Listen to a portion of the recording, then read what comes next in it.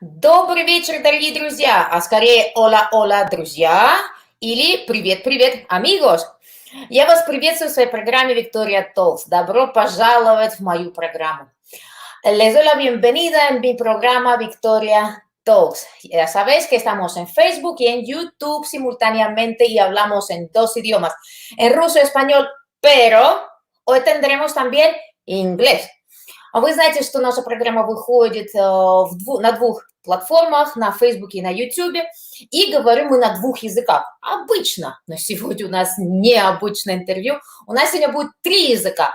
К 2 предыдущим мы добавим еще и английский. Опять-таки, это эфир мы в прямом эфире. У нас нет ни монтажей, ничего. Вот как есть, так и есть. Estamos en vivo, en directo, no hacemos montajes ni nada. Así que como es, así salimos. Acuérdense que podéis ponerle like, corazoncitos, mandarnos algunas palabras bonitas, todo lo que sea, и compartir con sus amigos. Не забывайте, что вы можете ставить нам лайки, послать нам сердечки, писать нам прекрасные слова. Это всегда только в плюс. Плюс очень важно было бы, чтобы вы делились нашей ссылкой с вашими друзьями, с вашими подписчиками. Ну y представляю я вам сегодняшнего гостя. Bueno, le voy a dar la bienvenida a nuestro invitado y voy a presentarlo. Nuestro invitado de hoy es DJ de fama mundial. Es neoyorquino que por destino de la vida ha estancado en Rusia por ya casi 30 años. Stan Williams es nuestro invitado de hoy y fue uno de los últimos DJ en el legendario Estudio 54 en New York, siendo uno de los DJs más jóvenes de ese sitio. Al principio de los 90 fue uno de los pioneros de la música house en New York y promovió a muchísimos artistas. Trabajó junto a leyendas como Frankie Knuckles, David Morales, Kerry Chandler, Kenny Carpenter, Mark Chemis, Madonna, Moby, etcétera, con muchísimos artistas. Actualmente es manager, productor, director artístico y es presentado por los sellos de Jango Records и Gysnoize Recordings, entre otros. Значит, наш сегодняшний гость, всемирно известный диджей из Нью-Йорка, который волею судьбы оказался в России. Не больше, не меньше, почти что уже 30 лет. Наш гость был один из последних диджеев легендарной студии 54 в Нью-Йорке, где был один из самых молодых диджеев этого заведения в 19 лет. В начале 90-х он был один из пионеров хаус-музыки в Нью-Йорке и продвигал многих артистов, работая вместе с такими легендами, как Фрэнки Knuckles, Дэвид Моралес, Kenny Chandler, Kenny Carpenter, Марк Chemis, Мадонна, Моби и с многими другими. На данный момент он менеджер, продюсер, арт-директор. Его представляют лейблы Jango Records и Gysnoize Recordings. Так что давайте встречайте, así que vamos a darle la bienvenida a Stanley Williams. Hello, здравствуйте, привет, hola. Да, hoy la entrevista va a ser un poco diferente porque литеральmente vamos a hablar en 3 idiomas. Сегодня у нас будет очень интересное интервью, потому что на самом деле будем говорить на 3 языках. Нет, не на 4, на 3. На английском, на русском и на испанском. Посмотрим, как это у нас получится. Никогда этого не делала. Во-первых, это первый раз в моей жизни, что я в прямом эфире на английском. То есть для меня это, во-первых, это новость. Es la primera vez que voy a hablar en vivo, en directo, en inglés, así que perdónenme por mis errores. Yo no soy un angloparlante al 100%, así que, pero digamos que yo hoy salgo de mi comfort zone. Я сегодня выхожу из моей зоны комфорта. Porque tengo un invitado que no es de música clásica, сегодня у меня гость, который не работает в классическом мире, y с которым мне надо говорить по-английски. Y una persona con quien tengo que hablar en inglés. Pero bueno, no pasa nada, ya lo haremos. Stanley, I will try to talk in English, but please, just forgive me all my mistakes and everything, but I will try to do my best. Okay? Okay, we're gonna have fun. Here it is. Let's go. I'm pretty sure. I'm pretty sure that will be very, very fun. Okay, we already have Tamara Raven from England. She's an amazing singer, Yes, I will introduce you to her after the program. Вот у нас уже слушают наши слушатели. Вот у нас Тамара Рейвен, это прекраснейшая певица, с которой я потом познакомлю нашего гостя обязательно с ней, потому что у нас всегда получаются какие-то совместные проекты с нашими гостями. Bueno, ya tenemos a nuestro traductor. Aquí está. Сегодня у нас тоже будет помощник. Это Jacob Hanneman. He's your fan. He knows your work. He's from Mexico, and thanks to him, we will have a little bit of translation in Spanish of your talking, of your speech. So wonderful. Yes, Jacob Hanneman is Mexican. I already have 3 languages in my head. It's really, it's something. Jacob Hanneman, он из Мексики, и он нам будет помогать немного с переводом. То есть он будет пытаться переводить то, что говорит Стэнли, на испанский язык, так, чтобы я могла просто, скажем так, только заняться русским переводом. Ну, это хоть какая-то помощь. Вот, you see? Nice to meet you, Stanley. Nice to meet you too. It's a pleasure, Victoria. Okay, dear. So, let's start. I will ask some questions first. Spanish, Russian, English. Okay. Okay? Got it. I will try it very fast. Take your time. We'll be fine. Я буду сейчас читать все вопросы на испанском, русском и английском. Буду стараться как можно быстрее, чтобы у нас быстро прошло. Voy a hacer las preguntas en 3 idiomas, pero intentaré hacerlo lo más rápido posible. Okay, let's go. Стэн, расскажи нам о своем происхождении, о своих корнях. Откуда этот интерес и любовь к музыке? Spanish. Stan, cuéntanos sobre tu origen, tus raíces, de dónde aparece ese interés por el amor a la música. 3. Stan, tell us about your origin, your root. Where does the interest of and love for music came from? Okay. Oh, wow. This is something... music and love came from a small town in the USA. It's called Newark, New Jersey. I was born there, and my family was 4 generations of New Jerseyans, but we originally came from Virginia. And I'm the youngest of 7 brothers. And wow. Yeah, 7 brothers. And what happened, I decided that I wanted to get into music. And that was when I was in a special private school that were taking kids from high school, and we were doing college courses during the summer. It was an Upward Bound program, it was called. And at that time, I had an elective as a radio marketing communications, student. And I loved it. I loved when I could play music for people and they smile. And I always wanted to be a person to do something for someone or to get them to smile or laugh and get the attention from that. And so it started with that and along with music. And from there, I decided to come to New York City. And New York City was what you would say is just right across the river. Of course, if you know anything about New York and tri-state area. From there, I got into a club. I was wait. Okay, we're gonna stop there.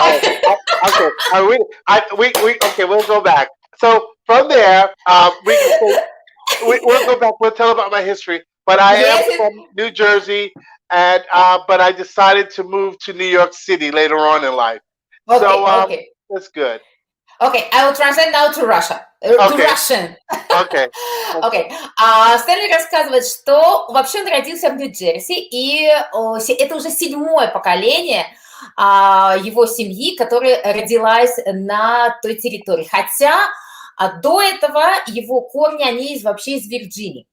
Вот. И он, в его семье 7 братьев, то есть вместе с ним их 7 братьев. И только он один решил заниматься музыкой. Еще в школе ему всегда нравилась музыка, его всегда притягивала к радиостанциям, его притягивала к каким-то невероятным мероприятиям музыкальным. И потом ему просто внутри просто всего сжигало, ему хотелось всегда веселить людей, ему хотелось, чтобы люди всегда улыбались, чтобы было всегда весело. И, может быть, из-за этого как-то, повлияло, когда он учился, скажем, high school, это, получается, как бы средние классы. Да. Вот, в средних классах он почувствовал вот эту тягу именно к музыкальной индустрии, но совершенно другого формата. Вот, поэтому будет интересно, сейчас будет другой вопрос, который меня очень интересует. Stanley, about this, I would like to understand, okay, but did you have some musicians in your family? What kind of music did you like? Did you study music in your childhood? Because, Okay. Well, I tell you, to tell you the truth, I'm the first musician in my family, believe it or not. My family are simple people. They are church folks. I have 2 brothers that are reverends. I have a sister that's a priest. So I come from a very religious family. I'm the only one who's like the, I know the black sheep, as they say. the crazy one, no? The crazy one, yes. So I wish I could tell you more, but that's how it happened. You can! Please tell us more! Tell us more, please!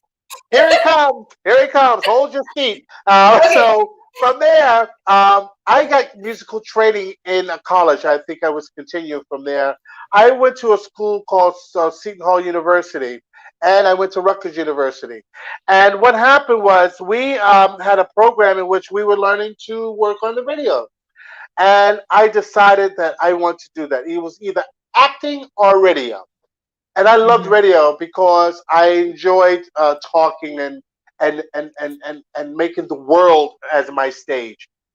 So from there, I decided to take that and move to New York City and go further.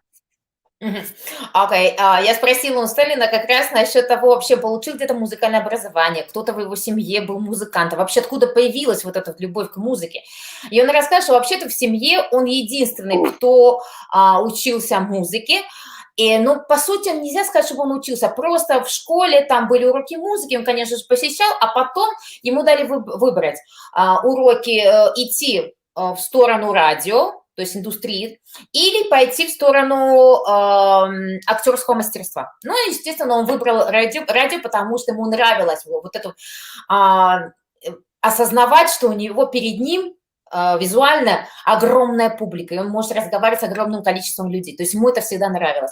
В семье он, конечно же, у него семья очень серьезная, они все ходят в церковь, даже смешно, что одна из сестер, она вообще является, попадьей в их семье, в их церкви. Вот. Он единственный, скажем так, немного не от мира сего, всегда был не от мира сего и всегда отличался очень сильно. Вот. Aquí están traduciendo. Para los hispanoparlantes, aquí tenemos a Jacob Hanneman traduciendo para nosotros. Jacob, gracias, que me están haciendo tremendo trabajo. Хакоб переводит все на испанский язык, пока я говорю на русском, потому что он переводит то, что говорит Стэнли с английского. Иначе это у нас было бы здесь просто каша. Es que si no, tendríamos aquí una papaya, de veras. То есть из-за того, что ему нравилась вот такая вот яркая, нестандартная жизнь, он решил уехать в Нью-Йорк. И там уже начинается у него совершенно другая жизнь. Okay, let's start with your New York life. But Stanley, please tell us some things. Well, okay, I'll tell you some things. I'll tell you some things. We're starting with Studio 54 because that was the first club I've ever worked. I was 19 years old. Yes, I was 19 years old. But how is it possible that you enter immediately to that club? Well, this is the story. What happened? Yeah. As I got there, I used to intern for a sound installer. He was the sound installer for all of the clubs in New York City, most of the time all over the world. And his name was Richard Long. He had a company called Richard Long and Associates, and we built sound systems. So one day in the afternoon, late afternoon, we was repairing the sound system for Studio 54, and I was there at the time, and the DJ was late, and the DJ was everyone was panicking because there was a banquet, as you say. Mhm. Um, so from there, Steve Rubel, who was the owner of the club, I think you'll see him in the photos. Yes. He actually says, Richard, he says, my DJ's late. We need to start. Do you have anybody who I can call really quick to come and DJ? And he says, well, I have one right here, Stanley. He can do it for you. So what happened? I ran home and got my music, and then from there, I did this banquet, and I didn't know this was the banquet. It was it was Oh, the banquet. If I can't remember, it was an anniversary party for the Marriott Hotel. They just opened in New York City, and they had this like big opening party in Studio 54, and it was beautiful. It was wonderful, and from there I became a resident of Studio 54, playing wow, there. this is Yeah. this is a really unbelievable story. Huh? It's Yes, it was. really, when the people say that sometimes your life it depends of just one moment, just That's right. once. This is it. This That's is it right. That's exactly. right. And it's Очень not. интересно. Go ahead, please. Go ahead. Sorry, dear. Это очень, на самом деле, интересная история, потому что, представляете, первая его работа, вообще первая его работа, это именно получилось, это его работа именно в студию 54. Вот сейчас мы смотрим эти видео. Это вообще была одна из самых легендарных клубов в Нью-Йорке, где собирались самые-самые-самые, скажем так, шишки, самые сливки музыкального мира, эстетического мира.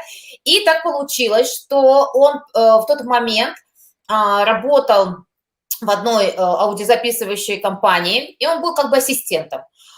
Вот, и их пригласили, ну, чтобы они там поработали, чтобы помогли, там было какое-то мероприятие очень серьезное, вот, и вдруг, в момент, когда они там все монтируют и все, хозяин этого клуба в тот момент сказал, знаете что, он говорит, у нас диджея нету, мы остались без диджея, у нас вот-вот начинается the event, то есть настоящее мероприятие. В тот момент Стэнли даже не знал, о чем идет речь, вообще особо как-то не интересовался, кто будет.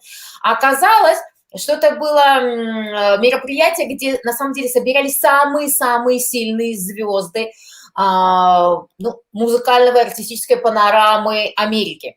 То есть это был на самом деле уникальнейший момент. Вот, и он проработал, а его как раз, ну, скажем так, шеф сказал, ты не волнуйся, у меня есть вот молодой человек, он прекрасно может сделать эту роль диджея. И Стэнли в первый раз вот так вот он попал в студию 54, его услышали, он так понравился.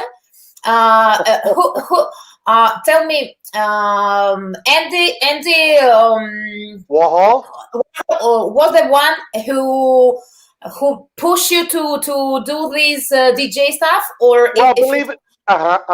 Well, to believe it or not, I saw Andy Warhol at Studio 54, but we actually met at another club that I'll tell you about later.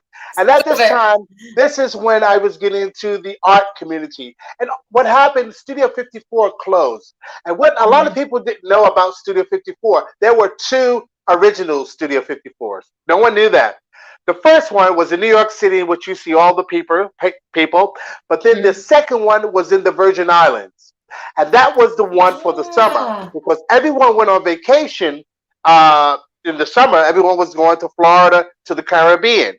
So they opened the Studio 54 down there, and I went there to play. But this was different because disco was going through a change right now.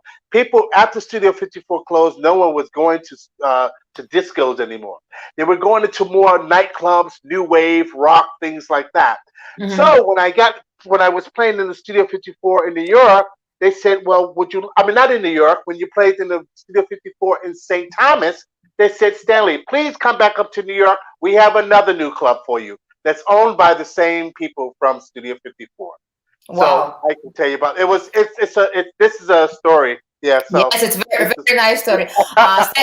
Стэнли рассказывает, что когда он проработал в студии 54, так получилось, что это были как раз последние годы, потому что уже клуб как-то начинал терять свою силу, потому что начали открываться другие клубы с другими, ну, все-таки все себя изживает. Вот. В тот момент уже начала развиваться вот эта ночная жизнь, какие-то андеграундные мероприятия, и, конечно же, люди начали искать что-то другое.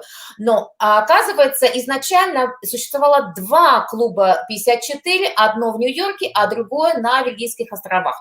Вот. И так получилось, что его пригласили тоже работать там. Вот. И, конечно же, было интересно, но через какое-то время ему вдруг звонят и говорят: Стэнли, ты не хотел бы возглавить, быть вот резидентом диджея в нашем другом клубе, который мы сейчас открываем? Это были те же самые хозяева, та же самая атмосфера, но они открывали уже что-то новенькое, с другим форматом. Им хотелось заработать именно со Стэнли, потому что, в конце концов, он прекрасный был диджей, и его хорошо знали. So they decided to invite you, because of course they knew how you work, they knew the kind of DJ that you were. And my question is this: you were really young. Yes. I was very fortunate because I was 19 going into Studio 54, and from the story that I was just told you, I turned 21. It's unbelievable. Yes, and at this time I was 21. I was still like you, of course, a young person, didn't know much. I didn't know anything about the elite, the art, the history, and this is what was happening. I jumped into this art world, in which I was meeting and hanging out with people and working for people that I didn't know how famous they were until a little later. Well, in time, like Andy Warhol, Jean-Michel Basquiat, Keith Haring, Peter Max, and all of these people were all around me. There was times when Andy Warhol said, Stanley, can you help Jean with this installation that we're doing for our next party? I said, okay, sure, I will. I was just coming in to get my salary. And I did it, and John Michel, he was such a good guy, very soft. And he said, Stanley, here's a painting, it was like a sketch he did from the installation. He said, we have one left, and we don't need it. He said, this is for you. And I said, oh, no, you don't have to give it to me. No, I'm just doing this for my heart. I said, please, thank you anyway. I appreciate that. And I didn't know that sketch today is worth like $500,000. And I said, my goodness. Minimum. Minimum. Yes, we're talking $24 million max for his painting. Yes. But see, I didn't know these things. With Grace Jones and things, our birthday is the same day, May the 19th. And she was teaching me. She says, well, who gave you this bottle of Mums and Louis Ruder? I said, well, I don't know. It was for my birthday. They said, well, that was very nice of them to give you 2 magnums of that. So see, this was all new to me. And I didn't know how, at the time, I didn't know how to take advantage of that. Yes. And this is one thing I want to say about artists. If you're getting into the nightlife, at least know and control your situation if you're getting into it. If you get into entertainment, period, not just nightlife, you must know and know who's around you.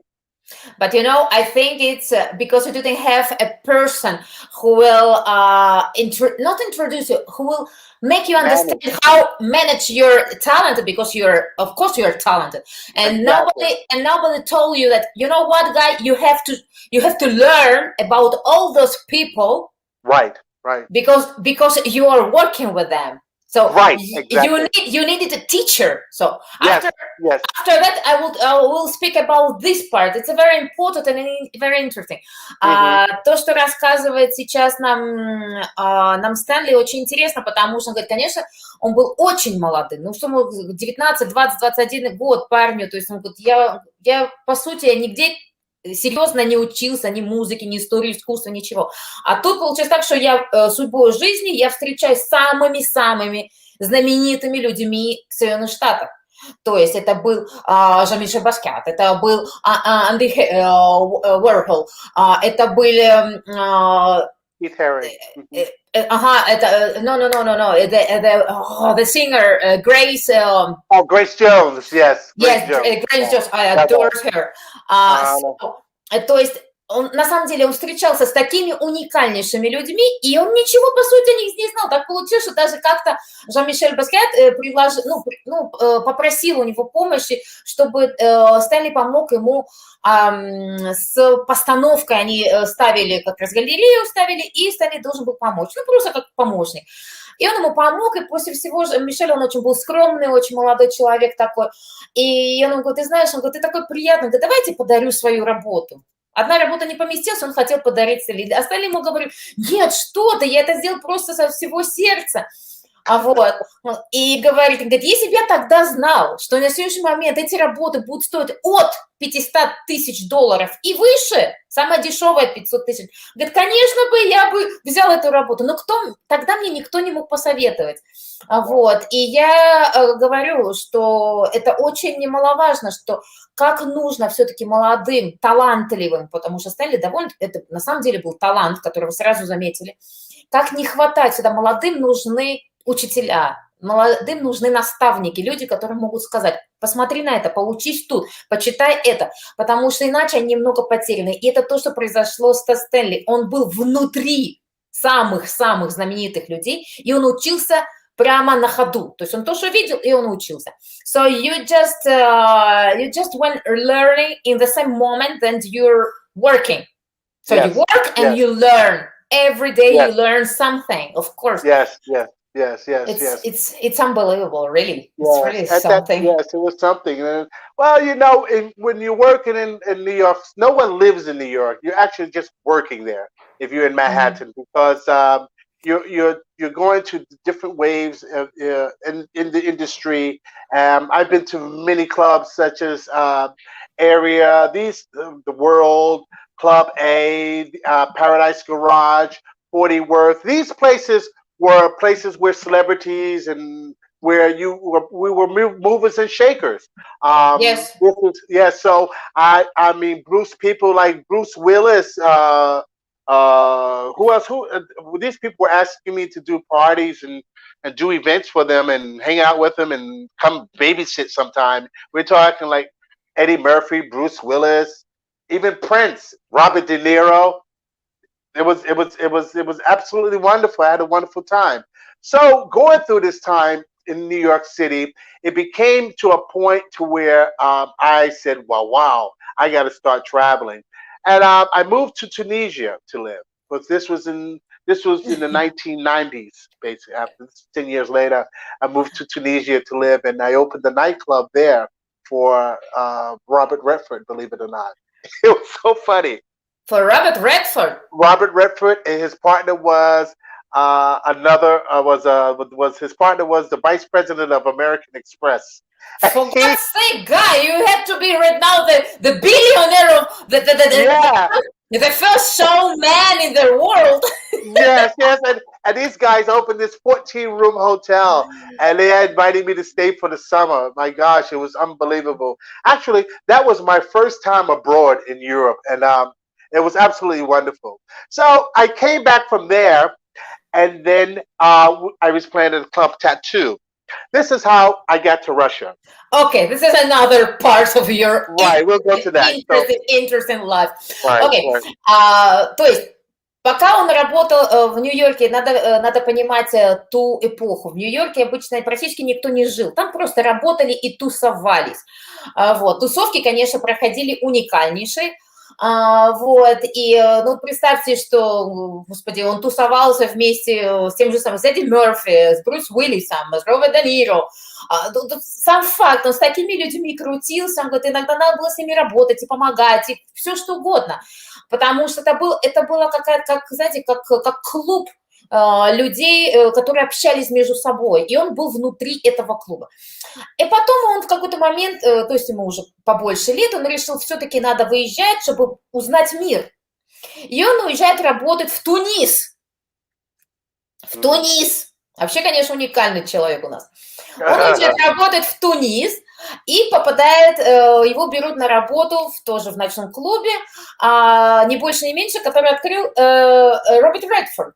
Не больше, не меньше. И плюс партнер, который был один из самых богатейших людей в Америке. То есть я ему говорю: молодой человек, я что-то не могу понять. Я говорю: ты вообще на сегодняшний момент должен был быть вообще самым крутым продюсером в мире. Ты же крутился с самыми, на самом деле, просто фишками, самыми шишками. То есть это уникальнейше.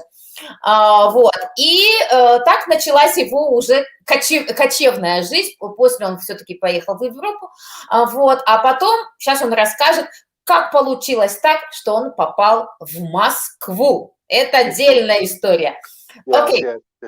Well, well, I was playing in a club called Tattoo, and before that time, right before I was going to play at this club, I was working with Madonna. I did a concert for Madonna, and she was really cool. In the process of dealing with her, which was great, because the first time that we met through her boyfriend. Her boyfriend, Jelly Bean, his name is Jelly Bean Benitez.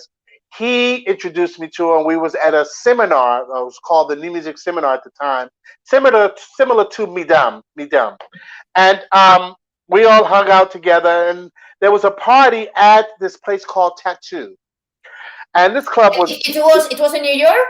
Yes, this was in New York City too. Now, we were all in one circle. See, the one good thing at the time, back during that time, it was a close group. So everyone knew everyone from first names. We didn't do a resume or anything. Just say, call Stanley, call John, he'll do it for you, whatever. So it was like that. So they asked, there was some party I was doing, I can't remember, but I was doing a party where they were at the supper club called Tattoo on the Upper East Side. And she was there, we was all hanging out. But during that party later on, a Russian businessman came to me. And he says, I really love your music. He says, Пожалуйста. He says, я буду открыть клуб. He didn't say like this. He says, I really loved your music. That's я хочу сказать. So that's what I wanted to say. I'm going to tell you how he really said it. He says, Cooley. It was like he said, Cooley, please introduce me to this guy. So his security came, and then he said, he wants to speak to you. I said, okay. And I'm still playing the music, jamming and things. And he said, I want you to come and play at my club in Moscow. I said, what club? I said, wow. He says, you come and you play for 2 months. I said, no, I can't stay that long, only for maybe 3-4 weeks. And I have to get back to New York City to my friends. And he put money down on the Vatushki, on the turntable. He puts $700 on the turntable, and it's still spinning with the $100 bill. And I'm like, like in the movies, really, like in the movies. Yeah, like the movies. I was shocked. He says, you go to Brooklyn, you see Olga, and she's going to give you the visa. I want to see you next week. I said, okay. Okay. You cannot say no to this. No. The way he did it, he was so smooth that I said, my goodness, I gotta go. I gotta see what's there. And I went there, and the rest is history. I'll tell you more from there. Okay. I will tell you. I will tell the people. Wait. Окей. Значит, когда он вернулся в Нью-Йорк, надо иметь, опять-таки, его пригласили уже работать в клуб, который называется «Тату». Вот, тоже был очень интересный клуб, очень фешенебельный. Опять-таки, вот, надо не забывать, что в те времена, конец 90-х, вернее, конец 80-х, начало 90-х, в мире искусства в Соединенных Штатах там не существовала, скажем так, какая-то иерархия. Там существовал талант, и там существовало имя. Людей, талантливых людей, и они знали просто всех по именам. Если кто-то, допустим, говорит, позови вот Стэнли, или позови там того-то, или позови, уже знали, о ком шла речь. И так у него появилась возможность работать с Мадонной. Мы сейчас об этом тоже поговорим, это очень интересно. Но перескочим эту часть насчет Мадонны, вот, и поговорим об одном случае, что подтолкнуло Стэнли, как попал он в Москву первый раз. Вот представьте, там праздник, он работает, он весь вот в этом состоянии, вот, и вдруг к нему подходит такой вот серьезный русский с двумя там этими сзади, такими же серьезными в костюме, и говорит ему на ломаном английском: мне нравится, как ты играешь, и я хочу, чтобы ты приехал в мой клуб в Москву. А Стэнли как-то что-то понять не мог, о чем вообще речь. Он еще в том состоянии, что он играет вообще-то, у него в голове только музыка. И этот русский мужчина, серьезный очень, начал вытаскивать 100-долларовые купюры. И, и ложить их прямо вот на вертушку, где происходит вся работа. Положил одну, положил вторую, и так 12. И он говорит: мне нужно, чтобы ты приехал на 2-3 месяца. А Стэнли говорит: не-не-не, ну максимум 3-4 недели, я на больше не могу, и у меня здесь жизнь, семья, работа. Но после того, как он ему положил столько денег сразу за один раз, и этот русский ему говорит: вот это тебе деньги, пойдешь вот в тот дом, там такая-то есть женщина, она тебе сделает билет, визу, и ты приедешь ко мне работать. То есть таким людям в тот момент нельзя было сказать нет. Это было посадить себя. А теперь мне было бы очень интересно узнать как раз насчет процесса работы с Мадонной, потому что Мадонна, я хоть классический музыкант, но все-таки я могу и люблю различать хороших, сильных музыкантов. Одна из них – это Мадонна, на самом деле человек, которая сделала уникальнейшую карьеру, который делает эпоху музыкальную. I would like to ask you about your work, your process of working with Madonna in her tour, because Madonna is not just a musician. She's an icon. She's an icon, and she's very intelligent, because I think she's one of the couple of women in an art world that could make some kind of some I don't know how to say it in English. Well, it's a cult. It's a culture. So it's a art time for her. So she's changing all the time. She's so intelligent. She's so clever. She can feel when she have to change herself and her music. It's very interesting. And you work with her in the tour. How it was, but it's a process of working. Well, I tell you, the process, you was right when you said that it was more of like a culture, in which it was. There was a club where we all first met, was called Danceteria. And all of us used to hang out. You got to remember, during that time back in the 80s, most female singers were just singing about la la la dee la dee da, nothing serious. There were no women out there saying, oh, I want you and you better come with me now. I'll take you. We're going to do this and that. Yes, more open, more strong, more aggressive. There was no one out there open. I mean, there were, but they were mostly rock singers, and no one was doing it into the mainstream. So she went and took that to the mainstream. And my friend who discovered her, actually, his name is Mark Kamens, he gave her first single. It was called Everybody.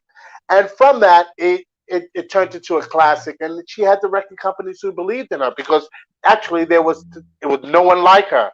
So we met during that time where she was just about to grow. Of course, I did a party with her, and then she came to Moscow. I'm sorry, not Moscow. She came to New York to have to finish her world tour. And the world tour is where she said, okay, I want to get Stanley to come in. And I had to go, believe it or not, this was not a gig that you say, oh, you go to an agency, you call. I had to go to her best friend's house. I had to go to her best friend's house. Her name was Mary Paul, and I had to sit in the living room and watch the baby and Mary Paul's little baby. They sit and discuss about what was going on.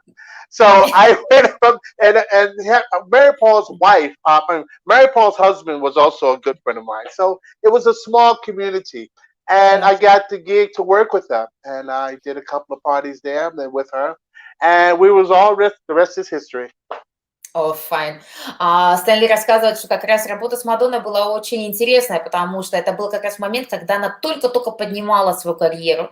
Вот первый ее альбом, который назывался Everybody, который все знают очень хорошо, после него она уже стала расти, и, конечно же, это уже было, превратилось в культовую звезду Мадонна. Вот. Но в самом-самом начале как раз Стэнли работал с ней, потому что она попросила сделать записи нескольких песен. Вот. И, во-первых, они очень подружились, они очень хорошо понимали друг друга. Его представила ему его же друг, который встречался с ней.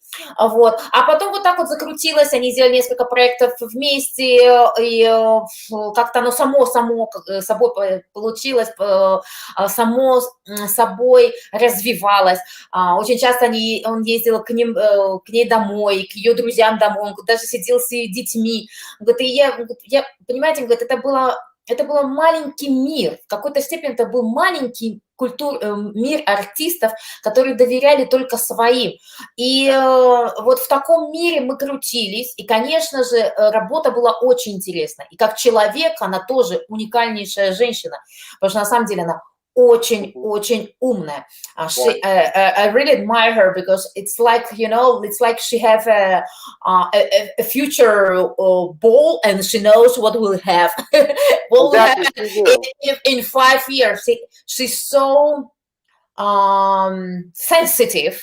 Yes, and she can feel everything will happen in few years before. Right.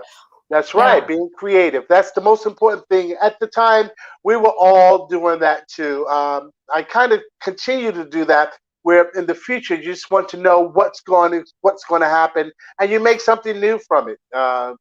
Basically, it's taking history and just repeating itself, but you take it to another level. And she did that by bringing people like Marlene Dietrich and Joan Crawford and all these people into her voguing and all of that kind of stuff. So she did it well. She took it to the next level. This is how it happened with people like Moby too. We were all there in the same clip. Moby was another one. I don't know if a lot of your listeners do know him, but he's an avant-garde. I'm pretty sure, yes. Pretty sure, yes. Yeah. So all of these people, we came from that point. And see, my thing was I wanted to take all of that, what we've learned, and bring it to Moscow. And the first club that I ever played in Moscow, which was the people who invited me, was called Metelitsa. Yeah, I think if you heard of this club, this is one of the first. No, it's the first casino. Stanley, I'm a classical pianist, and I never went to any club. So really, wow. Can you believe it? I never had that opportunity. Wow, my goodness.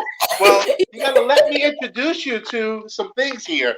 The next time I'm traveling to Moscow, I will pretty sure I'm going to your shows. Yes, please come. It's wonderful.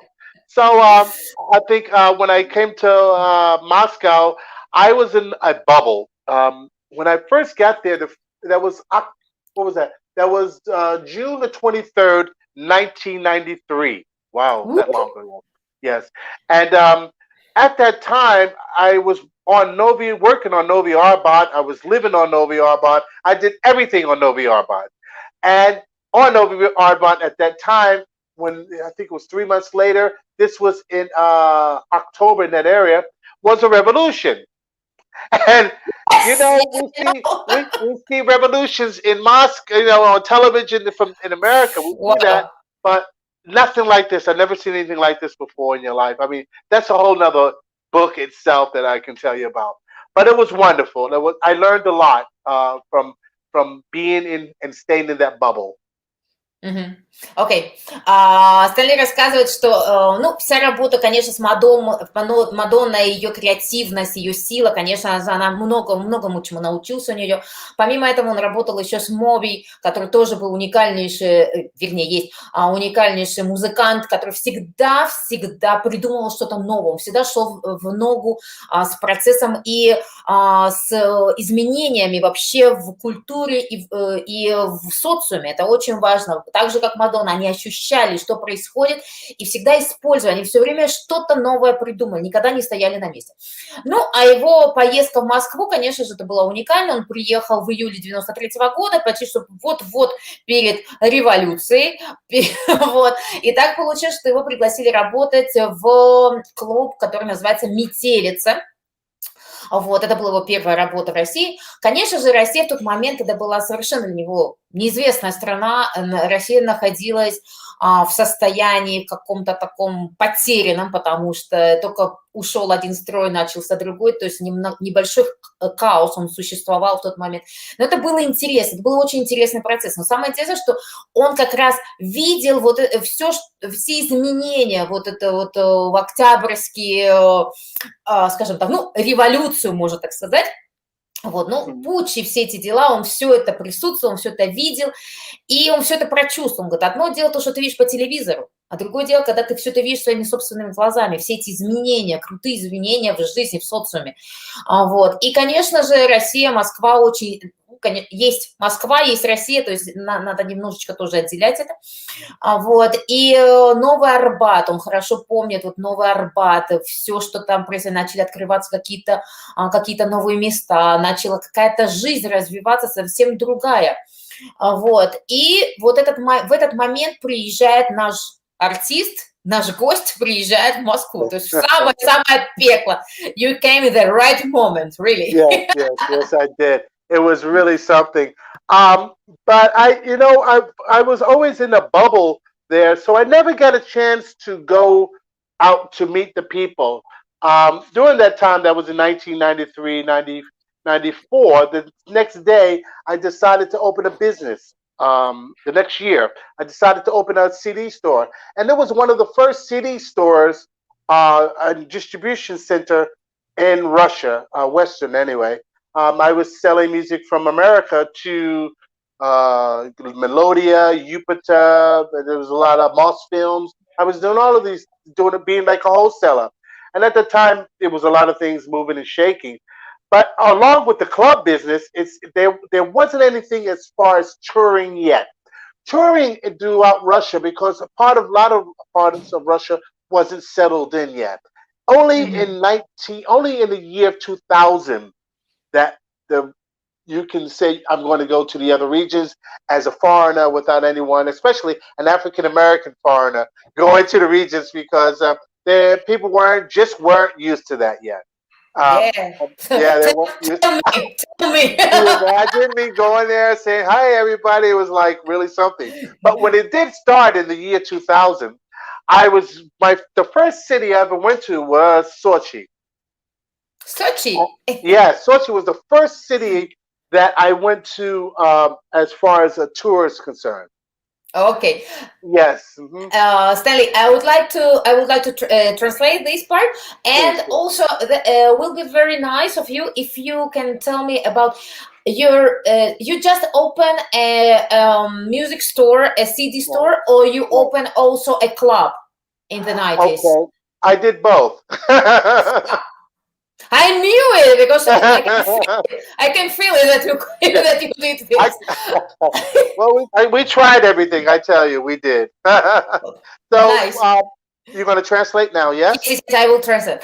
Значит, в 93-м, когда он приехал, все, конечно, было уникально, все было новое, и он поработал несколько месяцев, а потом он решил, нет, я должен здесь открыть бизнес, потому что он понимал, он видел, что в России того момента, на самом деле, был очень маленький выбор вообще западной музыки.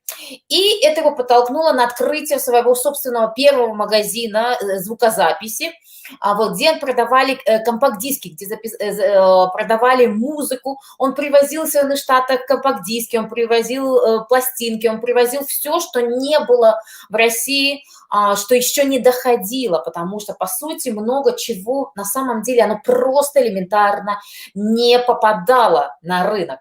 Вот. И, естественно, параллельно я у него тоже спросила, он говорит, только магазин или все-таки клуб тоже? Он говорит, нет, клуб тоже он открыл. Вот. Это еще уникальный человек, что не побоялся и смог на самом деле сделать такие сильные шаги.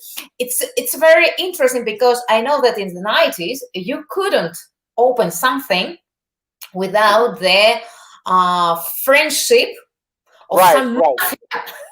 right. Exactly. We say, without the brothers, we say. Let's just say Yes, that. yes, yes. So, Hey, I don't want to names, just in no, case no, of, I'm not going to tell you names, but but I you had had experience with somebody, them. you had somebody who support you. Yeah, and I had someone who supported me, and I learned it. I learned it in a really strange way because my business partner, of course, he decided he had brothers, and he decided that he didn't want to have me in the business anymore. So I go and meet his brothers, and we go on this lake. We go to this lake somewhere in Dimitrov, somewhere, and he was I remember it was Ala Pugachova's Yes. doctor was somewhere near there in that area, and he comes and he pulls out a gun and says, you know, Stanley, my client, they want you to leave. They don't want you. They don't want you to work with the business anymore. He said, you should just leave because these guys, they stupid. He says, you, my friend. He said, we, believe it or not, the brothers were friends. We were all hanging out, eating together every night. But And he with had a to go, huh? Huh? but with a pistol. Yeah, so with a pistol. And we used to go to eating every night. And he says, what can, he says, like, what? He had an assignment, as you say, to talk Yeah. to me. It was so funny. And I'm like, wow, man, this is such a cool gun. And it was nothing what he planned like. He says, listen, here's some money. I'm going to go give you your money back that you invested, and you try to get something else work because these guys are Yeah. not, you don't want to Don't be around let people you. like this. Yeah. They That's don't what he let you told to me. work. The, Yeah. the brothers literally told me, said, you don't want to be around people like him. He's bad. I said, okay, man, I'll leave. So I stayed, and then I moved on and opened a nightclub here because it was so much opportunity. It was Yes. fertile land here. It was just there was so many things to be done, things that I couldn't uh, be able to do this in the States because there's so many different, as you say, Competition. tiers, Yes. conditions and tiers that you have to go through. So Mhm. I decided this is okay. I opened a nightclub, and it was a success. It was very good. It was What's called the name of the Buddha. club? Huh? The club name was Buddha. called Buddha. It was called Buddha. Buddha Bar. Now Why it was a Buddha? success, huh? Why Buddha? Well, we were trying. My partners were French at the time, and we were trying to copy the Buddha Bar that's in Paris. Ah, You okay. see, there's a beautiful Buddha bar in Paris, and we was trying to copy that. So we went and we bought this big Buddha, had it made, and we went to Thailand and got all of these furniture and things, and we made the Buddha bar. But the biggest problem was the embassies called the consul of Malaysia, the consul of Wow. Thailand, any country that was that religion was Buddha, Yes. called the president, the administration, to the Kremlin, and said, "We don't want this club here. Would you feel if we said Jesus Christ as a club, called it that?" Of course. I said, well, okay. So we had to change the name, and we changed the name to Karma Bar. Come on, this was good. Yeah, and we changed the name to Karma Bar, but it wasn't like the Buddha Bar. But This is very diplomatic. yes, we were very diplomatic. They just said these guys are too much for me. They really did. They said, well, if they can do that, all right, fine. So we had to, so we had it. It was really funny, and we just said, okay, we're gonna move on, and that was it. Окей, окей. Я спросила Стелю, хорошо, ты открыл свой бизнес, но все-таки 90-е годы, иностранец, вкладывает деньги в такую страну, немного такую, немного хаотичную, и, ну, давайте будем говорить вещи своими именами, на самом деле 90-е годы были очень сложные. Как же ты все-таки мог открыть? Все-таки у тебя был кто-то там, ну, какая-то братва или кто-то за тобой стоял, поддерживал? Он говорит, ну, конечно же, говорит, без них нельзя было, ты прекрасно знаешь, что без них это было практически невозможно что-то открыть. Вот. Но так получилось, что его компаньон, вдруг в какой-то момент он вдруг решил, что больше он не хочет работать со Стэнли, вот, и попросил его уйти. Но как попросил? Он попросил одного из братвы, чтобы тот вызвал Стэнли на разговор куда-то там в Димитров, и этот его хороший друг из братвы вытащил пистолет и говорит: ты знаешь что, Стэнли, я тебя очень уважаю, не работай ты с этими людьми, они идиоты, они ничего не понимают. На самом деле, вот они тебе предлагают деньги, вот все, что ты вложил, они тебе возвращают обратно. Постарайся, вот возьми деньги и открой что-то отдельно, может, в каком-то другом месте. Они тебе не дадут житья, вот честно. Вот такой вот был добрый и человечный, так сказать, посланник из братвы. И так получилось, что благодаря этому он открыл в Москве уже с другим компаньоном, решили открыть клуб «Будда». И, в общем, они купили статую Будды, поехали в Тайвань, купили мебель, все устроили, все красиво, все. Вдруг к ним им звонят из посольства то ли Малайзии, то ли Тайвань, ну, короче, где Будда у них в этом, на пьедестале, то есть их бог. И сказали, говорят, вы знаете, вы не можете открыть ваш бар под таким именем. Вам бы не хотелось бы, чтобы мы открыли бар у нас, который назывался бы Иисус Христос клуб. Было бы очень некрасиво. То есть это немного ущемляет наши религиозные взгляды, религиозные права. Вот. Ну, они так, чтобы ни с кем не ругаться, подумали и решили, ну ладно, поменяем название. Теперь он у нас будет называться «Карма-клуб». То есть большого изменения не было, но зато это было дипломатично, красивый ответ. It was nice, really nice.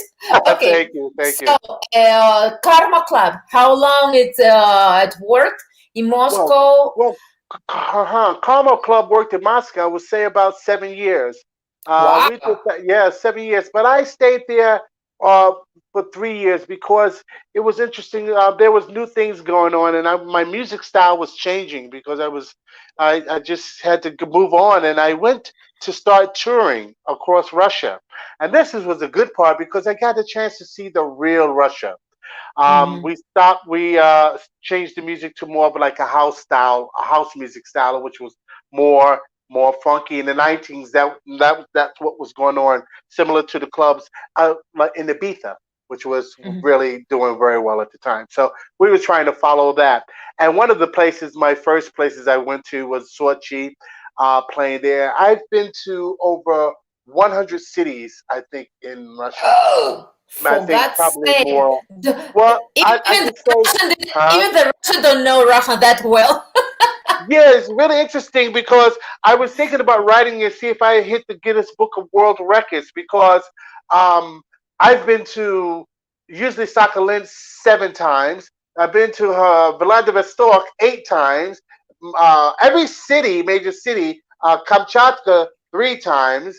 Wait, you know what? You just tell. I will try to find a map, and I will show the people where are the cities. Yes. Let's do that. Well, that's the best way to do because I've been to every city in Russia, but one of the coldest places that I've been to in Russia was a place called Novi Yurdengoy, and it was up north, and I never seen anything like that. It was more of like a tundra, as they say, where wow, tundra, no trees, no nothing, just pure snow.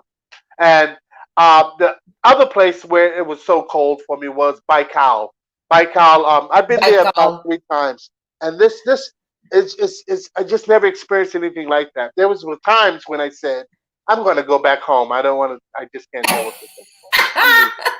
You can keep your money, you can keep everything. But the one good thing that I did was I was happy to share culture. I was happy to share my culture in Russia, and I do plan on doing more of that in the future. Okay, I found some map of Russia. Let's see. Do you see my cursor? Oh yes, I see it. Okay. Стэнли рассказывает, что самое интересное, конечно, клуб «Карма» он работал 7 лет, но уже ближе к 2000 году он почувствовал, что он начал меняться, что он что-то хочет новое. И тут начались, вот около 2000 года, начались его поездки по России. На сегодняшний момент он посетил более 100 городов России. Вот, и, допустим, самые его любимые поездки это в Сочи, это где-то вот здесь у нас. Потом Mhm. Владивосток, а потом вот тут на Байкале, он был в тундре. То есть, вы понимаете, это человек, который посетил больше городов, чем, наверное, большая часть русских. Даже русские столько не путешествуют, сколько вот путешествовал Стэнли по России. Это, конечно, очень интересно. И его музыка начала меняться. Он стал больше работать в стиле хаус. Вот, потому что он понимал, вообще Россия в тот момент это было, знаете, как совершенно чистое полотно, где можно было очень многое создать. И он привез свою музыку, он привез свой стиль, он развивал и начал развивать вот в этих разных городах. Он привозил, в какой-то степени он делился своей культурой, своими знаниями. Вот. Ну, помимо, конечно же, эти все шоу, это было очень интересно. Другая Россия, это совершенно была другая Россия, другая страна, другие люди. И все, конечно же, поменялось. Вот. Обожает Сочи. И все-таки, когда...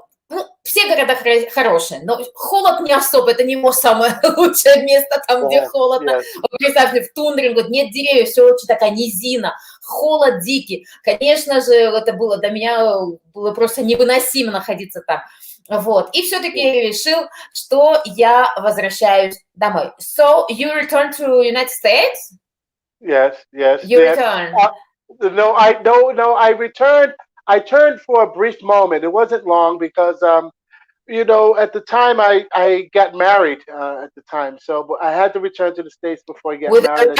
With a Russian girl? Yes, I'm married. Yes, I'm married. My wife is Russian, and I have 2 children that were born in Russia. Yes, Perfect, 2 beautiful. girls. Yes, so yes, that's the big surprise. I usually like on social media. I don't tell people about my personal life. I just try to pretend that I'm a swinging bachelor, but I'm not. I can see really you are so kind, you are so human, very good human being that I'm pretty sure that you are the best father. Really, I try. I can see that you are the best father ever, really. Thank you. And I'm pretty sure that your wife adores you, and you have a really beautiful life. And that's it. We won't talk about your private life because I don't interested about it. It's more in your professional life because it's really interesting. So you return to the United States for a short time, and then you return again to Moscow. Yes, and I returned and I worked with radio. For the past for the past 10 years, I've been working with radio. I started with a radio station called Radio Megapolis, which is a very popular station on the airwaves, terrestrial, 89.5 FM. And I started there, and I was one of the people who actually started the first English language show. There was the last show in English in Moscow was back in 1993, and that stopped. That was like Voice of America and some other couple of them. But in these modern times now, we call it internet time, digital age. I had the digital show, and it did well. English show, and it did very well. I was there for, let's say, 13 years, and from there, I had my jobs. Because between this, there was a lot of things going on with Russia. Of course, there was crisis, there were sanctions, Yes. And of course, you try to keep your head up above the water. You try to keep everything going. But I still couldn't leave because of my family. My family wanted to be here, and I wanted them to learn Russian. And I wanted them to know their roots and their culture. They'll get to America soon to learn that naturally in college. But I started working for the government, believe it or not, the Russian government. And In I Russia? worked, yes, in My Russia, yes, believe it or not. you're a I worked spy. for the Russian. It You're a was, spy. yes, it was my first Bailey money, you know, like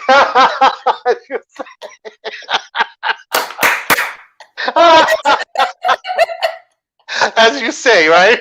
So I worked for the government, and I was working for Telecanal Rosia, and I had an English language show there. I was there for 5 years, and I was really Wow. shocked. Yeah, I was there. I'm shocked that I worked on the station like that for 5 years straight, and did well, was successful.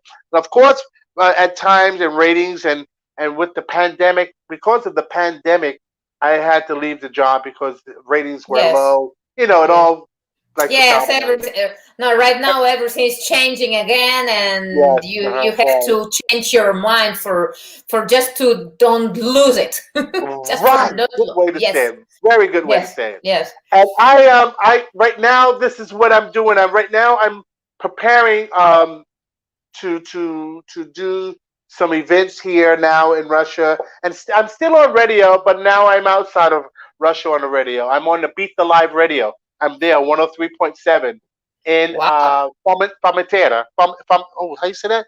Fomentera. Yeah, I believe. Fomentera in Yeah, Spain.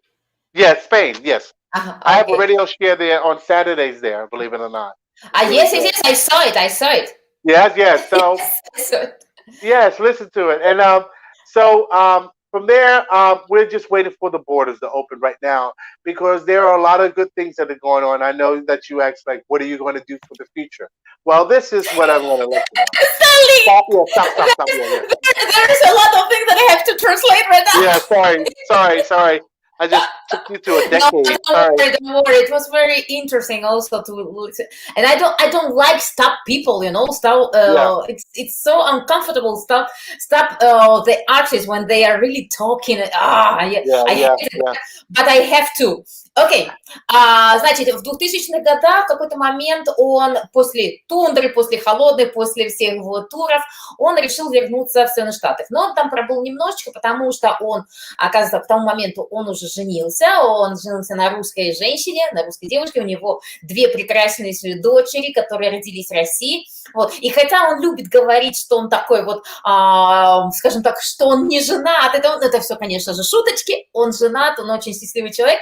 Вот, и по нему видно, что он прекраснейший отец, и он говорит, что он старается быть хорошим мужем, старается быть всегда каждый день лучшим отцом. Это очень важно. Особо он никогда не распространяется о своей личной жизни, так что для нас это немножечко эксклюзив, но мы больше не входим в эту тему, потому что на самом деле эта тема, это личная тема, и на самом деле, я никогда не иду в личное пространство. Вот. После того, как он вернулся после Штатов, он там побыл немного, вернулся, как мы все знаем, в России начали происходить очень такие непонятные вещи, там кризис один, кризис другой, в общем, нестабильность.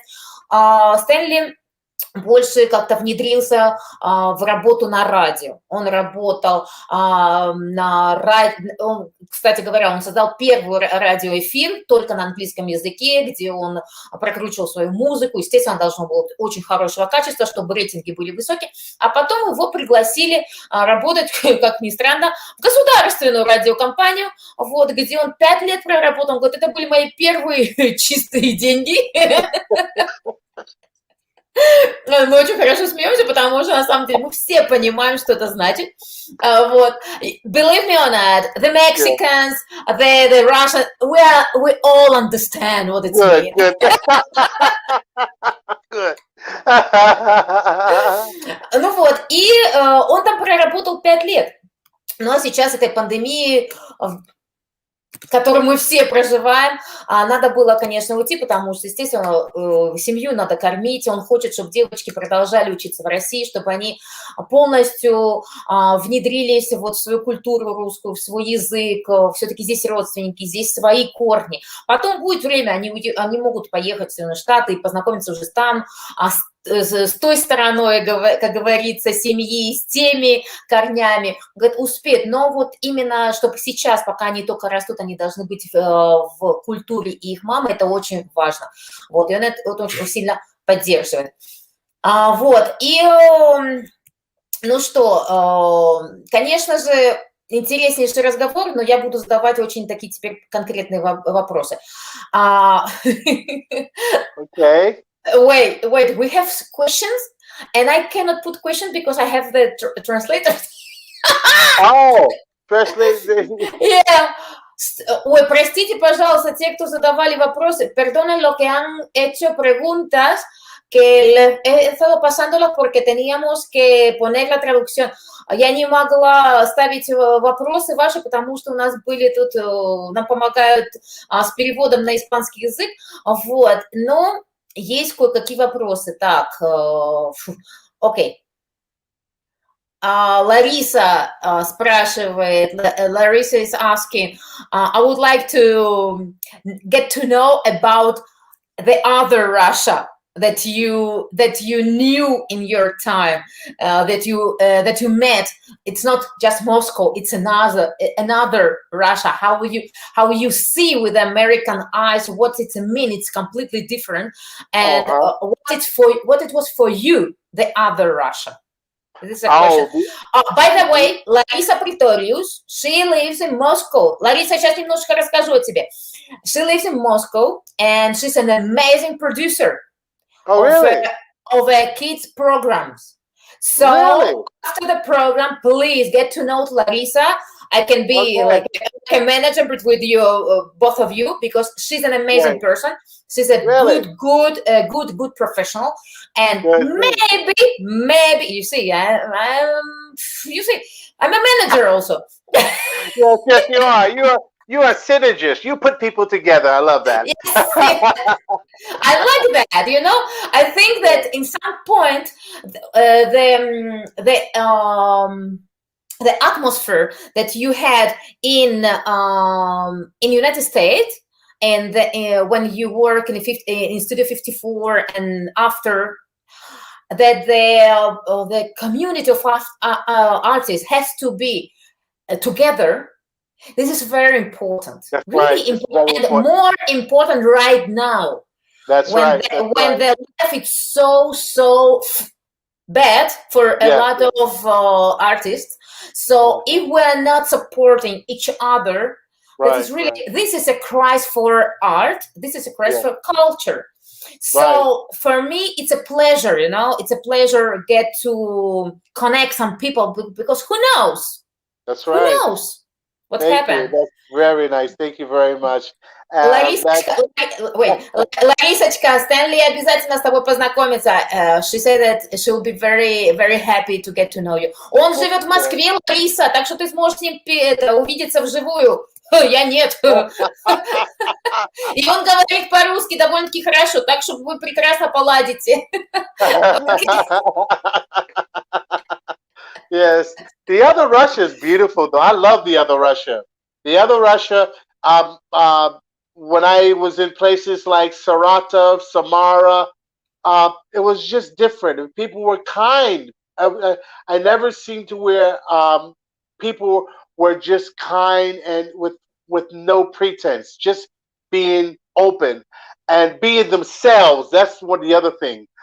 These people were being themselves as Russians and enjoying themselves. Now, the good thing about it, that when I was in Russia, I was always around people who enjoyed themselves. So if you ask me about how were the people in Khabarovsk, I would say I can tell you how they enjoyed themselves. That's important, and they really do. Trust me, it's really, really good. The people are beautiful. Oh, that's so nice. And the people, one of the other things I want to say is about the country. A lot of people say, oh, I want to go to America, or I want to go there. But believe it or not, Russia is a beautiful, beautiful country. It is huge. I mean, huge to where there were some places where I saw a hunter.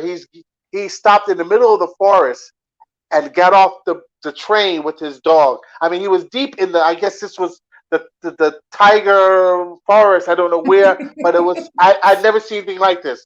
There were nothing miles around, and he got off the train with his dog and his gun and his fishing pole, and he said goodbye. The train. It wasn't a stop. It was just some place we got off. It really wasn't a stop. It was just some in the middle of nowhere, and I was jealous. Believe it or not, I said, "My gosh, I want to I go with want to him." do that. Yeah, I want to go with him. What is he going to do? What is he going to do? So it's beautiful here. It's a beautiful country. А, Лар, как раз ответ на твой вопрос. Ему вот другая Россия, она ему очень близка, потому что все-таки в России люди, которые не в столицах, не в таких сильных больших городах, они совсем другие, они открытые, они более честные, они не такие претенциозные, вот, и ему очень легко с ними общаться. Вот, помимо того, он говорит, Россия, говорит, настолько красивая страна. Вот многие люди говорят, ой, я хочу уехать в Америку. Он говорит, ребята, говорит, поверьте, у вас такая красивая страна, вы просто даже не представляете, насколько у вас классная, красивая страна. Да, надо работать, надо вкладывать в эту страну, но она на самом деле, она стоит того. Вот, и он хорошо помнит, что как-то он ехал в Хабаровск на поезде, и вместе с ними ехал какой-то мужчина с собакой и с удочками, и вдруг прямо на ходу, еще поезд не остановился, он спускается с поезда и говорит ему, пока, я пошел. Он выбежал скорее, или выпрыгнул из поезда вообще. Это было просто равнина, это было просто леса, там ничего больше не было. Он говорит, неизвестно, сколько это километров леса, то есть там ни одной единой души. И в тот момент я не то, что за него побеспокоился, он говорит, наоборот, мне стало так завидно, мне так хотелось пойти вместе с ним посмотреть, чем он будет заниматься вообще, как это вся жизнь внутри леса, совершенно другая, дикая, натуральная. Вот, что ему это очень-очень нравится. Лариса, she's inviting you to her festival. Oh. Yes, every year she's organized the festival for visual art for the kids. Oh, great. Yes, in Orleans. Usually it's in Sochi or in that part of Russia. Mm-hmm. And this year it will be from 5 to 13 of July. And if you like, she will invite you to go there. So just thank you. Just talk with her because it's very interesting what she's doing with the kids. Visual art. I love that. Yes, visual, and she's working with this festival like already from the 91, from the year 91. Wow. And every year she's organized everything for 3,000 kids. My goodness, that's very interesting because I love working with children. That's one of the unbelievable. Wow, wow. I would love that because now I teach English to children. I teach online. Wow, this is so nice. I just love it. I think that's another story we could talk about. But I really enjoy. By the way, about the teaching, I had a question. Well, you see that I had a lot of questions for you, and I think that we won't talk about my questions. And I would like to ask you: do you give lessons of DJing? Yes. And also, what does it mean being DJ, and what kind of qualities had to have a person to become a good DJ? У меня вопрос сейчас как раз к Стэнли, вот он начал говорить, что он дает уроки сейчас английского языка детям, ему очень нравится работать с детьми, вот, Лара, я рассказала про твой фестиваль, если услышала, и я спросила как раз у Стэнли такой вопрос, если он преподает искусство диджею детям, а какие характеристики, какие качества должны быть у детей, у молодежи для того, чтобы стать хорошими диджеями, и вообще, что такое быть диджеем? Mm-hmm. Well, that's interesting. One of the things is that you must love the music. You must like what you do. That's one of the things that we do. Right now, I'm in conversation with a music school, Grusha Music School, in which we are teaching DJing along with English to students. And they must love what they do. That's the first thing. And being able to have fun with your music. We're talking about children right now. Yes. as far as with children, they must be able to have fun with what they want to do, and as a teacher, you must be patient with them. Right now, we're do things like now where we're setting contests with the students, the children from Art Tech, in which Art Tech we're in Crim, in which we're doing Really? contests there. Yes, it's interesting that Wow. Larissa is talking about that Yes, because yes, I, yes. I have experienced that working with Art Tech. So we Wow. do it. Yeah. So I think this will be a good thing. So you have to really enjoy the music. That's the most important thing. Love what you do. You Мгм. just can't say, "Oh, I'm not. I'm just doing it because my friends are doing it." No, you have to Окей. love it. Стэнли рассказывает, что вообще учиться быть диджеем, это, по сути, самое главное, это чувствовать и очень любить музыку. Вот если есть вот эти два качества в ребенке, его можно научить быть хорошим диджеем. И самое интересное, что Лариса как раз про твою тему, он работал вместе с Артеком, они устраивали конкурсы, учили детей, как правильно заниматься диджеем, и потом делали конкурсы. Вот, это тоже очень интересно. А на данный момент он со своими студентами английского языка в школах преподает английский язык и тоже внедряет искусство диджея вместе с уроками. То есть для детей это очень весело. Когда ребенку весело, он очень быстро поглощает всю информацию. Вот, и это хорошо транслируется, и это хорошо ощущается потом. Потом он получает наслаждение от того, что он делает, и он начинает искать большего и большего. Вот если вот эти вот разбудить в ребенке вот интерес к хорошей музыке, интерес к правильной музыке и к правильному ощущению музыки, это, конечно, вот самое важное в момент педагогики. Вот, потому что на самом деле это очень-очень нужно. Okay, she's inviting you also to Altai because they are organizing another festival, but she will write you in private. That would be Okay. great. Thank you, Larissa. Okay. Thank you. Okay. So, dear, another question. I would like to know about right now. Are you working also about like a producer, like a manager, like a creative director, or you're waiting till the coronavirus go away and you start again with the clubbing and everything? Я сейчас спрашиваю у Стэнли, если он на данный момент еще работает как продюсер, как менеджер, креативный директор, или он все-таки ждет момента, когда коронавирус пройдет, и он начнет опять свою работу в клубах.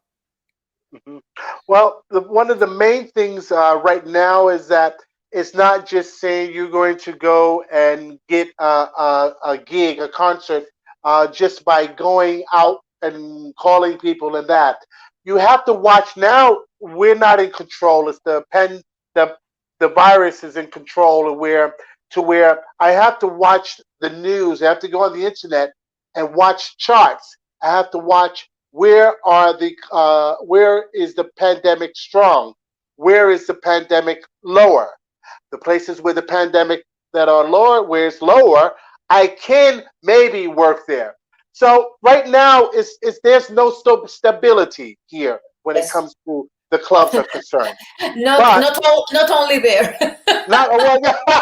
Okay. So wherever there's people gathering, this is what I do. I put people together, and this virus is not letting me do that. So we have to. The future now for me right now is actually teaching and preparing students and people for the future. Right now, I have three tracks that are out on the market right now. 3 songs that are in the Reno. They're on Spotify, Apple Tunes, and Tidal. All platforms they are there. It's fun. It's good to do that, but that's not right now. That's not where the fortune is at right now. It's good to do that. You say to practice. Right now, everything is done online. In which right now I mentioned before that I'm teaching. So I'm teaching online with the English and using that along with teaching the DJ. However, there's a lot of people. There are a lot of people here in Russia that are in the music industry that are getting work. But these are this isn't the mainstream. These are for the underground people that that's actually they're defying the rules. They're like, when they say, "Oh, you shouldn't be gathering," everyone gathers anyway. You don't want to be a part of that. I mean, it's fine. You try it, but actually, that's not the way to go. No, So it's good then, that you have a yes, responsibility. yes, You yes, I have a feel it, and responsibility. it's very, very important. It's very Yes, important. that's right. So, but with my next plans, if we want to talk about that for the Yes. future, I do plan on going to have I do plan on doing a project in Vietnam, because right now Vietnam is going to be the next place to go. Vietnam it's the same thoughts that I had by coming to Russia. Vietnam is like the next Miami, Ibiza, all of that area. Within the next 4 years after this pandemic, that place is going to be rocking. It's going to be the next Macau, as you say, because Wow. because Hong Kong right now is going through their problems, so they need another. The world needs another place. So I'm going there right now to well, the club. We're opening a club there, a sauna, not a sauna. What you call it, like a health, a spa, Mm, which you have mm. mud baths and all that. So Yeah. as soon as the borders open, where I'm going to Russia, I'm going to Vietnam, back and forth, and see that in Da Nang, which is For good. God's sake, guy, what are you eating? What are you drinking that you have that Why? much energy? Well, to be honest with you, it's just taking your time and having a good rest. I'm 58 years old, and people say, "How do you What? do it?" I don't know. Yes, I'm 58. What? Well, I was 19. No, I'm no. 19. I was 19 at Studio 54. So you count Yeah. those years, yeah. Wow, you look good. Yeah. Thank you. I guess it's a kapusta here. It's good. So. Капуста. Yeah, that's what it is. So it's Окей, окей. Стэнли рассказывает, что ну, я у него спросила как раз вот, ну, про преподавательскую деятельность, и мы поговорили уже, какие, ну, как сейчас вот происходит жизнь. На самом деле, если он продолжает работать с клубами, там потом он говорит, на самом деле, я понимаю, что коронавирус– это такая зараза, которую контролировать невозможно, поэтому я делаю свои, ну, скажем так, изучаю регионы, то есть смотрю, где меньше рост заболеваемости, где больше. Там, где больше, естественно, я не устраиваю никаких клубов, никаких страний. А где меньше, там меня приглашают, мы делаем какие-то праздники, что-то.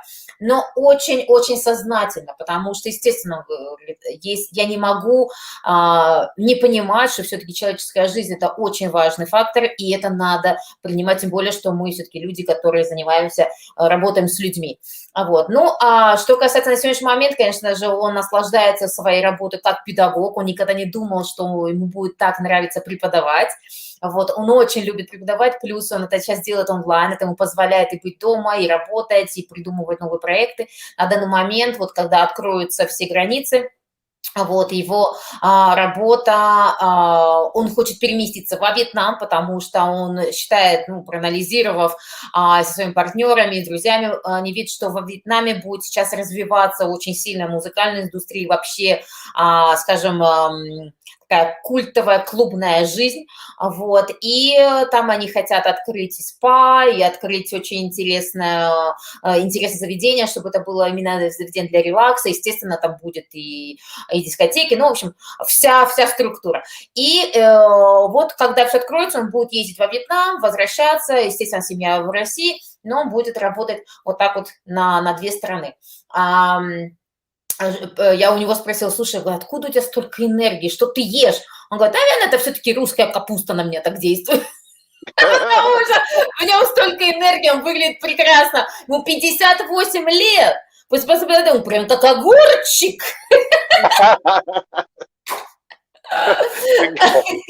Cryo, Вот. И он всегда бережет свое здоровье, потому что понимает, ему вообще-то девочки поднимать. Вот. И да, он очень ну как, много энергии, много идей, и он свои идеи 100% воплотит в реальность. Но я думаю, что будем заканчивать, потому что мы уже 1,5 часа в эфире. We have to finish because we're already almost 90 minutes in live. 1 hour and a half, so it's a lot of time. Yes. And I prefer to maybe in few months when everything will be maybe in normal way of life, and again, it will, maybe we return to a normal, some kind of normal life. Right, somewhere. And I could go to Moscow. We'll see there, and we will do an interview in life. Yes, that would be great. Yes, that would be wonderful.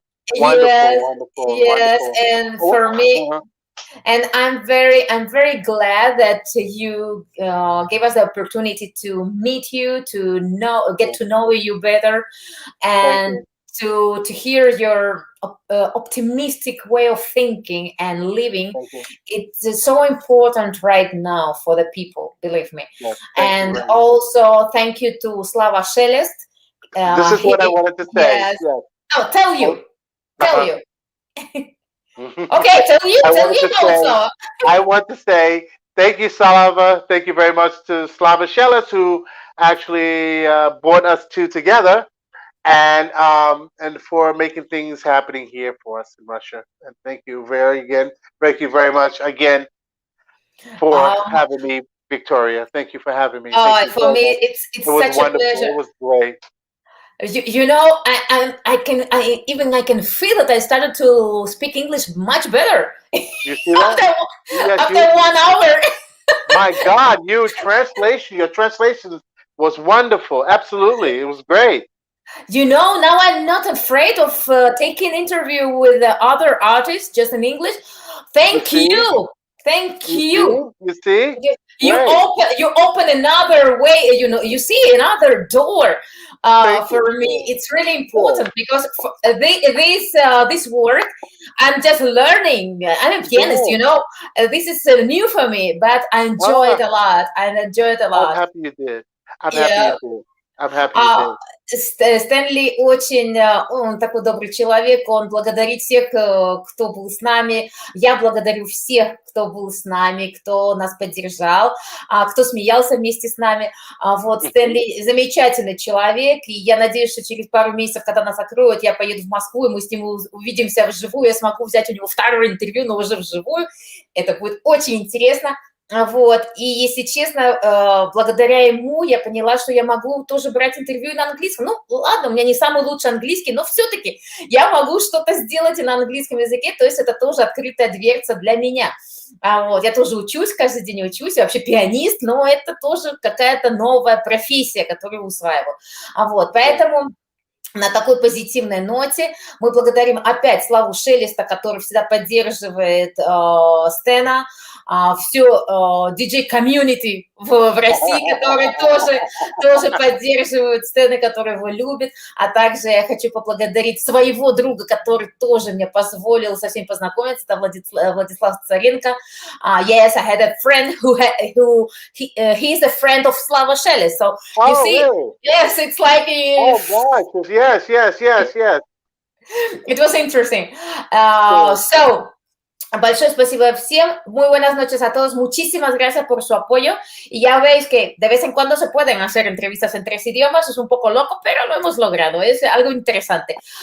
Также увидимся в понедельник. У нас в понедельник будет новая совсем программа. Опять у меня классические музыканты, но это будет очень интересно. Nos vemos a partir del lunes, ya en mayo, con otro programa, no he dicho con este programa, pero con artistas a través de música clásica muy interesantes. Así que les invito.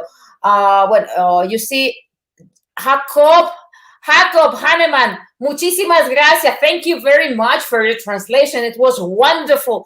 It was so helpful. Bravo, Jacob Hanneman. Really, you was amazing. You were very, very good with this. It was very helpful because otherwise I will get crazy completely with 3 languages and that's a moment. Yeah. It was good. Very good. Okay, guys. Ну все, ребята, все, спокойной ночи всем и увидимся в понедельник на следующей программе. Big Bye-bye. kiss to you, Stan. Don't disconnect. I will disconnect from the world. Okay. Okay. Oh, you see, nice to meet you, Stanley. Nice to meet you too. Nice to meet you. Thank you. Bye.